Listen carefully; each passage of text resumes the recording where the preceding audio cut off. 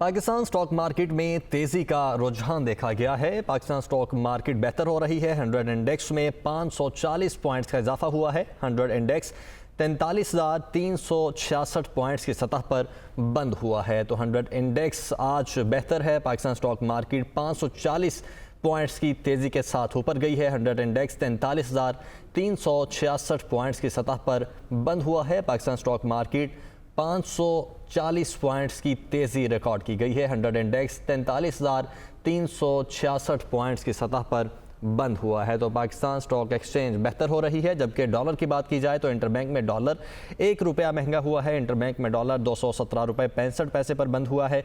Open market में dollar 3 रुपये महंगा जबकि 223 रुपये में फ़रोख्त हुआ है। इंटरबैंक में डॉलर 217 रुपये पर बंद हुआ है जबकि ओपन मार्केट में डॉलर 3 रुपये महंगा हुआ है, 223 रुपये में फ़रोख्त हो रहा है। और ओपन मार्केट में डॉलर 3 रुपये महंगा जबकि 223 रुपये में फ़रोख्त हो रहा है। इंटरबैंक में डॉलर 1 रुपया महंगा हुआ है। आप तक ये अपडेट्स पहुंचा रहे हैं। इंटरबैंक में डॉलर 217 रुपये 65 पैसे पर बंद हुआ है।